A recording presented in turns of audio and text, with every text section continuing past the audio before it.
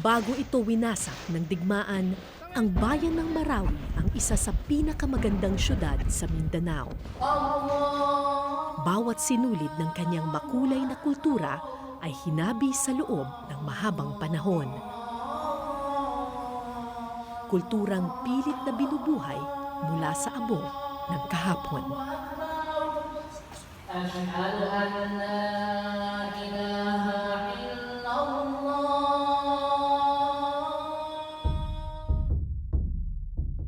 Bago pa dumating ang mga Kastila, may mayaman ng sibilisasyon ng mga Maranao. Isa sila sa pinakamagaling sa larangan ng paghahabi. Para sa atin marahil mukhang pangkaraniwang tela lamang ito. Pero ang totoo, mahigit isang buwang hinabi ito ng mga kababaihan ng Marawi. At itong landap na ito ay hindi lang basta-basta tela, ito ay simbolo ng kanilang pagkatao, simbolo ng kanilang lahi. Kaya maisip mo na lang nung nangyari yung gera tapos marami sa kanilang mga malong at landap at saka kanilang mga patahian ay sumabog at nasira dahil dun sa gera. Ang sakit-sakit sa kanilang kalooban. Pero ang lahat ng ito ay pilit na binubuhay ngayon ng mga kababaihan ng Marawi sa maliit na kwartong ito.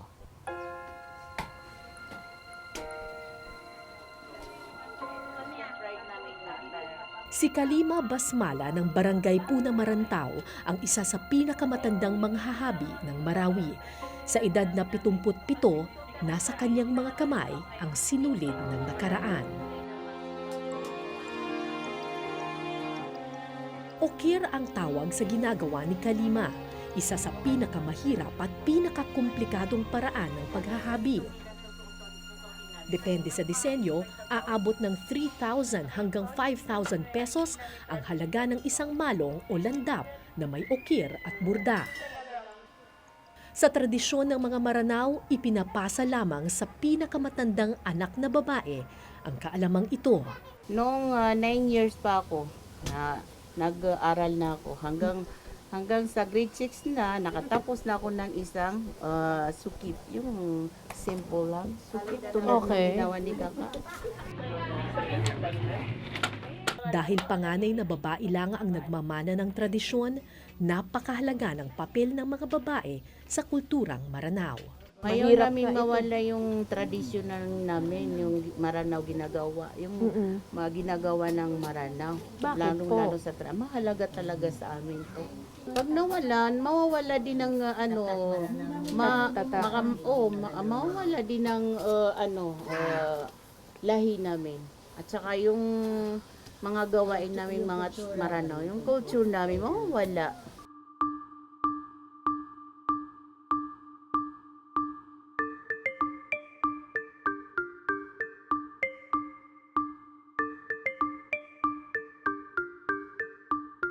Ang tawag dito ay landap ochre. Ito yung ginagawa ng mga kababaihan ng Marawi at ginagawa rin ngayon ni Nanay Kalima, yung kanilang hinahabi. Ang espesyal dito sa ganitong paghahabi, merong kahulugan yung bawat isa sa mga pattern. Yung kulay dilaw, ang ibig sabihin nito, symbol of royalty. Kapag nakita nyo naman itong simbolo na ito na puti, ang ibig sabihin naman daw niyan ay pagkakaisa. At ngayon, yung pinaka-akma, marahil, para sa okasyong ito, at dasal din ng maraming mga taga-Marawi, itong kulay green, simbolo naman ng kapayapaan. Nadasal naman nating lahat para sa lugar na ito. Si Nanay Kalima ay 77 years old at matagal na siyang naghahabi. At hanggang ngayon, kahit mahirap, ipinapasa niya ang tradisyong ito sa susunod na henerasyon para patuloy na mabuhay ang lahi ng mga kababaihang Maranao.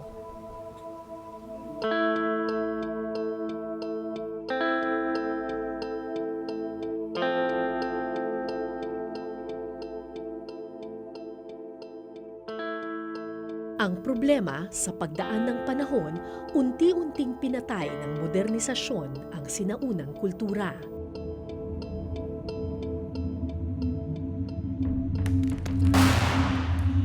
At nang dumating ang gera, lalo silang naubusan ng pag-asa.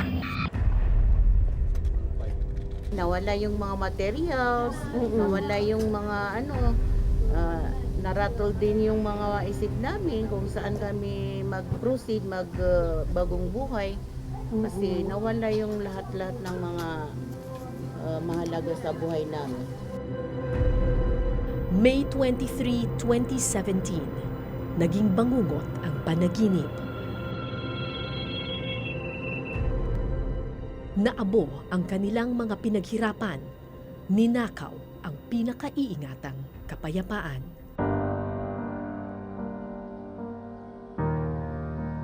Makalipas ang halos 2 taon, matagal nang tapos ang gera. Payapa na raw ang syudad. Pero karamihan sa mga residente ng Marawi, pinagbabawalan pa rin makauwi. Off-limits ang ground zero o main battle area ng Marawi. Pero bilang media, nakakuha kami ng permit na pasukin ito at isinama namin ang 3 babaeng manghahabi para balikan ang kanilang dating tahanan. Kailan kayo huling nakapunta dyan? May 23, 2017. Atam ng gira. So simula nung nangyari yung gera, hindi pa kayo nakapasok dyan sa ground zero? First time ninyo?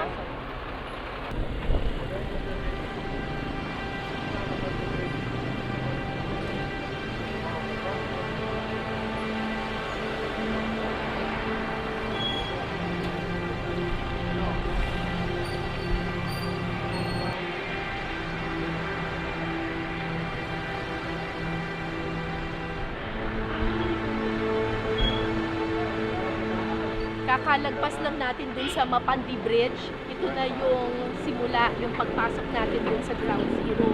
So itong nadadaanan na ito, puro residential areas muna. Makikita mo, sirang-sira yung mga bahay.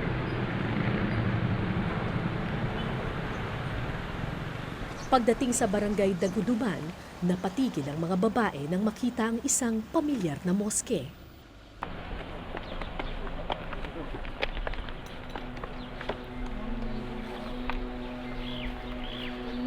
Grabe.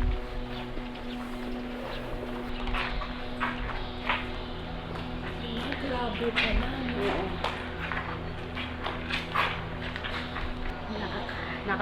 Nakaka-heart lang. Yan kasi yung namin, simbahan namin. Masakit kasi. Dahil hindi naman Yun, dapat kasama sa kasama gera. yung mga ganitong bahay ni Allah, bahay ni God. Tapos Binumba, sinira. Tapos na ang digmaan, pero hindi pa tapos ang pagluluksa. Okay lang kayo, ma'am? Halapin na. Nakakagulat lang. First time ninyong nakapasok dito after the war. Kasi ito, bahay na ako. Ano po?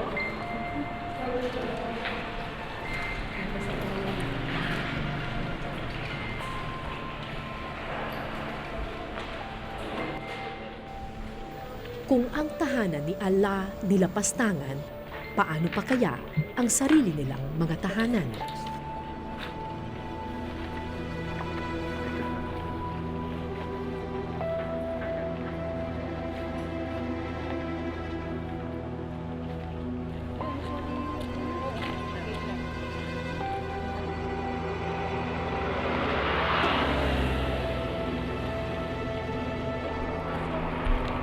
Ito na yung bahay ni Muslim.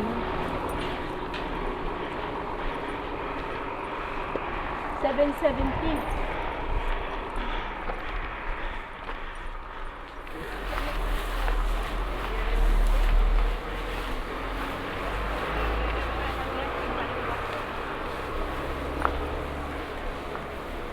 Ito yung kwarto namin. Ito ang kwarto ninyo? Oh, yung kabila, kitchen namin. Diyan yung mga kapatid. So ito na yung bahay mo talaga? Oh, Hala.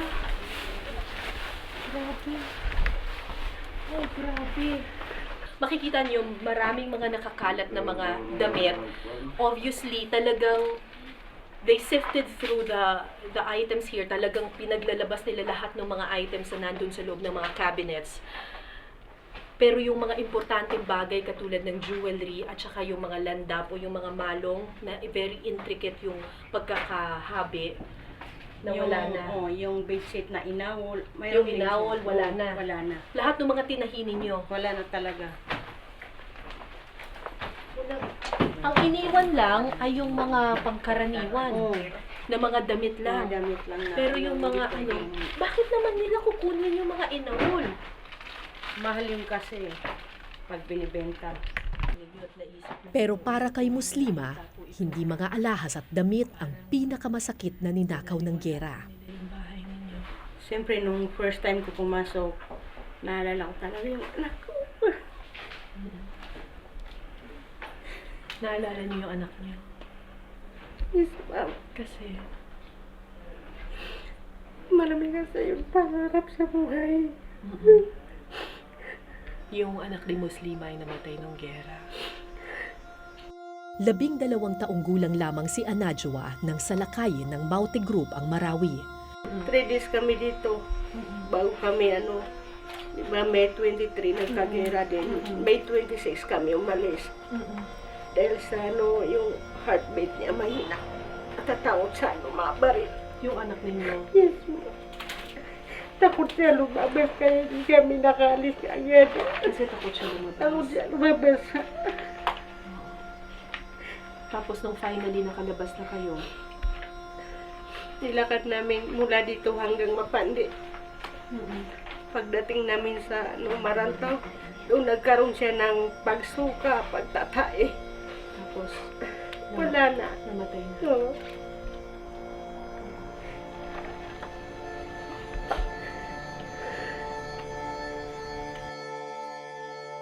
Bilang panganay, si Anadjoa dapat ang magmamana ng tradisyon ng pag-aawol o paghahabi. Pero maaga siyang kinuha ng digmaan. May mga gamit ba siya dito? Marami. Mga damit? Ngayon yung skirt niya. Saan po? Bumibili yan kasi. Ang alin po? Yan. Skirt niya yan. Saan po? Ito. Bagong bilhin ninyo sa kanya ito. Oo.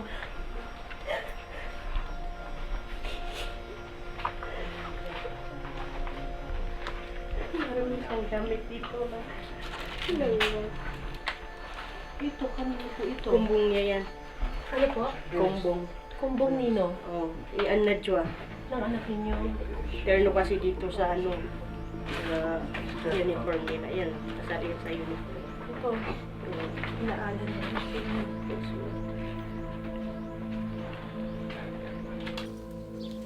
Hindi na kami nagtagal sa loob.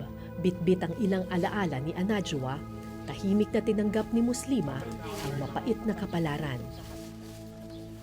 Higit sa mga gusali at ari-arian, mas malalim ang ninakaw sa kanya ng digmaan.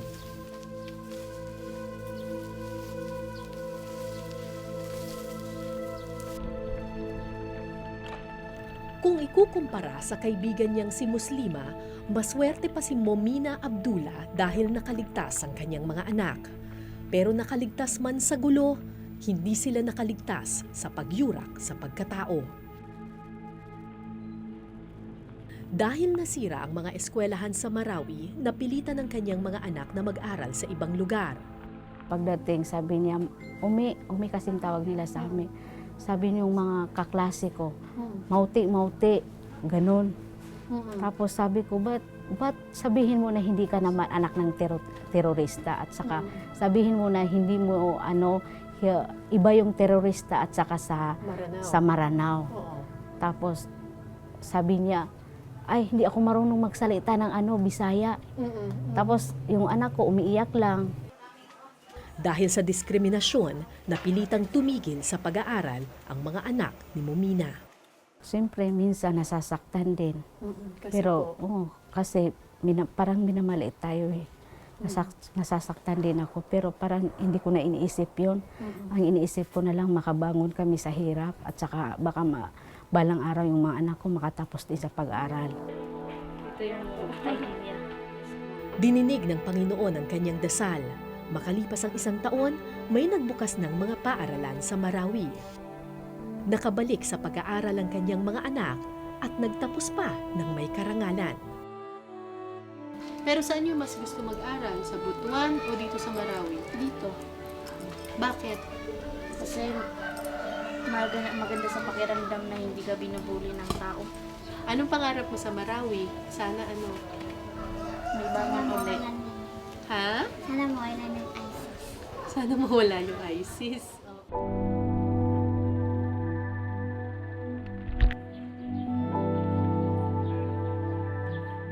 Si Muslima naman, unti-unti nang natatanggap ang pagkawala ng panganay na anak. At ang tradisyon ng paghahabi, unti-unti na rin niyang ipinapasa sa pangalawang anak na si Maharlika. Yung gawain namin na pag-aahol, yung Tradisyon o ninyo. yung tradisyon namin na gawain ng mga magulang, mga lola namin. Yep. Hindi namin dapat iwanan yun. O hindi namin dapat kalimutan yun. Kaya kailangan talaga may mapag-iwanan. Halos buong araw naming nilibot ang ground zero ng Marawi. Makalipas ang ilang minuto, narating namin ang sentro ng syudad. Likas na madasalin ang mga Maranao, kaya ganun na lang ang pagpapahalaga nila sa kanilang mga moske.